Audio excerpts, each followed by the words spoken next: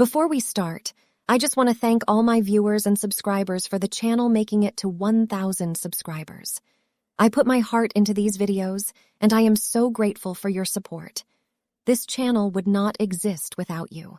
Today, we're diving into the world of BeautyCounter, a renowned cosmetics company that prides itself on its mission to provide safer beauty products. However, behind the glamorous facade, there's a darker side that the company would rather keep hidden. We'll uncover the problems and controversies surrounding BeautyCounter, shedding light on the issues that have been concealed from the public eye. We'll explore the deceptive allure of BeautyCounter's business opportunity. Despite the company's promises of financial success, the truth is that the majority of BeautyCounter distributors are struggling to make ends meet. We'll present compelling evidence from independent investigations and income disclosure statements, exposing the reality that many distributors earn little to no income. Furthermore, we'll examine the dubious practices employed by both BeautyCounter and its distributors in making false income claims. From manipulating data to misleading potential recruits, we'll unveil the tactics used to entice individuals into joining the BeautyCounter business. We'll delve into the controversy surrounding BeautyCounter's failure to disclose the actual earnings of its consultants. By withholding this crucial information, the company perpetuates a lack of transparency that undermines its proclaimed commitment to honesty. Join us on this journey as we uncover the untold stories, unravel the myths, and reveal the hidden truth behind BeautyCounter. Before we go further, please give the video a like. That really helps with the algorithm. I apologize for putting this in the middle of the video, but the channel has stopped growing recently. BeautyCounter was founded by Greg Renfrew in 2013. Renfrew grew up just outside of New York City. Her parents divorced when she was just 7 years old. Following the divorce, her father was diagnosed with cancer, leading to financially difficult times. As a result, she developed a strong work ethic from a young age. She had a knack for identifying opportunities to solve problems and earn money. Starting from the age of 10, she worked jobs such as babysitting and realized that if she wanted pocket money, she had to work for it. Her father's cancer diagnosis and the subsequent financial hardships she suffered would play a key role in the founding of BeautyCounter years later.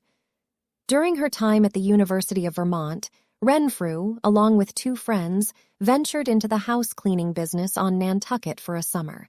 She also co-founded the bridesmaid company Elizabeth Gregg and later got connected with Nicole Heinmarch, the founder of The Wedding List, a bridal registry company based in London. Renfrew collaborated with Heinmarch and introduced The Wedding List to the United States in 1997. To enhance the shopping experience, she developed an online platform for the personalized service. The company received a $1 million investment from Nordstrom and partnered with Martha Stewart, leading to its acquisition by Stewart in 2001. Renfrew continued managing The Wedding List as part of the Martha Stewart Living brand. In 2001, Renfrew embarked on a retail consulting practice, working with prominent companies like J.Crew, Bergdorf Goodman, and Intermix. She assumed the role of CEO at Best & Company, a children's retail organization, in 2006. However, Renfrew left Best & Company in March 2008 and relocated to Los Angeles. She resumed her retail consulting work and collaborated with Jessica Alba. Renfrew, who is an advocate for safer beauty products, founded BeautyCounter in 2013 with a vision to revolutionize the cosmetics industry and provide safer options for consumers. Her journey began with a personal awakening to the potential dangers of the products people use every day. In 2006, Renfrew watched Al Gore's documentary, An Inconvenient Truth. It sparked her passion for environmental health. Witnessing numerous friends facing health challenges such as cancer, fertility struggles, and significant health issues in her friends and family, she began questioning the root causes of these problems. She wondered about the alarming impact of Earth's declining health on human well-being. Renfrew identified the pervasive presence of toxic chemicals as a significant contributing factor to these issues. She made significant changes in her life, specifically concerning household cleaning products. She eliminated all plastic and transitioned to using glass. However, she faced a challenge when it came to finding skincare and personal care products that aligned with her requirements of clean, safe ingredients and effective performance. Renfrew was inspired to take action after learning about the harmful ingredients commonly found in beauty and skincare products. She recognized the lack of transparency in the industry and the need for change. She believed that people deserved better, and she set out to create a company that would prioritize safety, sustainability, and high-performance products. She wanted to educate consumers about the potential risks associated with toxic ingredients and empower them to make informed choices. In her own words, she saw BeautyCounter as more than just a business. She saw it as a movement for safer beauty. One of the key aspects of BeautyCounter's mission was advocating for stricter regulations in the cosmetics industry. Renfrew and her team actively lobbied for legislative changes, pushing for more thorough testing and disclosure of ingredients. They engaged in conversations with lawmakers and partnered with like-minded organizations to bring attention to the issue and effect real change. To ensure the safety and integrity of their products, BeautyCounter established a never list containing over 1,800 questionable or harmful ingredients that they pledged never to use. They also prioritized rigorous testing and transparency, providing detailed information about their formulations and sourcing practices. In addition to their product line, BeautyCounter launched a social impact initiative called the Countertime Movement. This initiative aimed to create safer products, advocate for stronger regulations, and promote sustainability. BeautyCounter also supported various nonprofit organizations focused on health and environmental causes. BeautyCounter sells its products through its website, retailers such as J.Crew and Sephora, its own stores, and through 65,000 independent consultants. While BeautyCounter's product line seems to have a loyal and satisfied customer base, it's BeautyCounter's 65,000 independent consultants and its treatment of them that have courted controversy over the years. According to BeautyCounter's 2019 income disclosure statement, the majority of its distributors are earning minimal to no money. Despite this alarming fact, the company and many of its distributors continue to make misleading income promises to attract new recruits. An investigation conducted by Truth in Advertising.org has uncovered over 100 instances of BeautyCounter and its distributors making unrealistic income claims. Even Greg Renfrew has touted the business opportunity as a solution to pandemic-related income loss. The disclosure statement reveals that new consultants spent an average of $440 to join BeautyCounter last year. This includes a mandatory enrollment kit priced at $98 or $50 for the digital version, as well as optional starter sets of BeautyCounter skincare products ranging from $132 to $735. Additionally, consultants are required to pay a $50 annual Business Builder renewal fee. However, the data presented by BeautyCounter becomes murky when they provide only the average monthly earnings of distributors. Averages can be misleading, as illustrated by a scenario where 99 consultants earn nothing and one consultant earns $1 million. In this case, the average earnings for the group would be $10,000, which is far from the reality for the majority. Another issue arises when examining the disclosure's inclusion of distributors. Out of the 44,000 consultants, BeautyCounter's calculations consider only 43,956 consultants, excluding 0.1% of distributors. While this may seem insignificant, it becomes notable when considering that only 0.2% of distributors have reached the top earnings rank in the company. Despite these discrepancies, it is evident from the disclosure that most BeautyCounter distributors earn meager incomes. Over 82% of distributors earn an average of $552 per year before deducting expenses, such as the initial $440 investment for new consultants. BeautyCounter has had ample opportunities to provide transparent information about the actual earnings of its distributors, but it has chosen not to do so.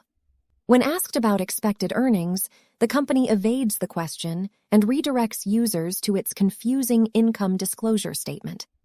Quote, "Consultants who dedicate the most time and effort to BeautyCounter earn the most in financial rewards. To see more information showing the earnings of all BeautyCounter consultants, please refer to the income disclosure statement." In essence, BeautyCounter avoids addressing the real concerns regarding its distributors' earnings and leaves individuals seeking clarity with nothing more than an elusive response and a link to their convoluted disclosure statement. Despite the harsh economic realities faced by its distributors, BeautyCounter and its representatives continue to portray the company's business opportunity in an alluring light. Greg Renfrew goes as far as describing it as a generous opportunity. In a recorded video conference call targeted towards Spanish-speaking individuals, Renfrew presents her perspective. Quote, "We help people make profit and earn much-needed income or just additional income that makes their life a little bit easier. There's nothing to apologize about having to earn an income. We all need to make money, and now, right now more than ever, people are hurting across the board, and you all have an opportunity to serve your community by offering them a business opportunity that affords people to replace much-needed income in a time where so many people are losing their jobs and being furloughed." During another video conference call, also recorded on May 14th, Renfrew encourages a group of bilingual women to join BeautyCounter, emphasizing that it is the opportune moment to do so. She suggests targeting college students who have lost their jobs, assuring the group that language barriers should not hinder their success. Quote, "You all are perfectly capable of living in the United States of America, where everything's in English and somehow you get through your days. Every single day driving your cars, going to the grocery store, feeding your families, putting them through school. So it's the same with our business. Don't use that as an impediment to be successful with us. We are working hard to support you in Spanish. We do have a lot of things that are in Spanish today, but don't let that be an excuse. Let that be your opportunity to serve your community."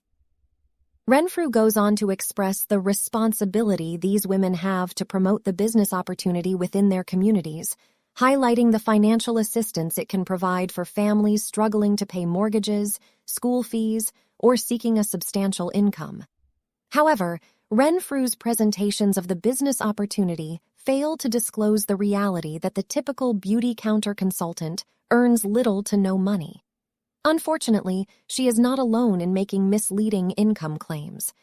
There are numerous examples of distributors claiming they can, quote, "earn a six-figure income and provide private schooling for their children, quit their day jobs, cover their mortgages, and achieve financial success, attain financial freedom, embark on trips to Antarctica or Disney, pay for their children's college education, stay home with their kids, double their teaching salaries, and eliminate student loan debt. Replace their current income, live the American dream, earn a substantial living, and achieve financial independence. Fund their graduate school education. Earn full-time pay while working part-time." BeautyCounter often emphasizes its dedication to truth and transparency. However, when it concerns the company's business opportunity, both the company itself and its distributors fall short of being truthful and transparent. If BeautyCounter genuinely aimed for honesty, it would openly disclose the earnings of the typical BeautyCounter consultant. BeautyCounter's ill treatment of its independent consultants led to a major protest by Sephora customers, and this resulted in BeautyCounter products being removed from Sephora shelves in 2021. Have you or anyone you know worked for BeautyCounter? How was your experience working for them? Let me know in the comments below. I would love to hear what you have to say. Till next time. Signing off. This has been Christina.